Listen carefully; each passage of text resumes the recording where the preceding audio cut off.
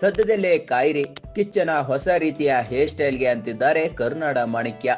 ಹೌದು, ಸುದೀಪ್ ಇಷ್ಟು ದಿನ ಫ್ಯಾನ್ಸ್ ಗಳಲ್ಲಿ ಕ್ರೇಜ್ ಹಬ್ಬಿಸಿದ್ದ ಹೇರ್ ಸ್ಟೈಲ್ಗೆ ಕತ್ತರಿ ಹಾಕಿಸಿಕೊಂಡಿದ್ದಾರೆ.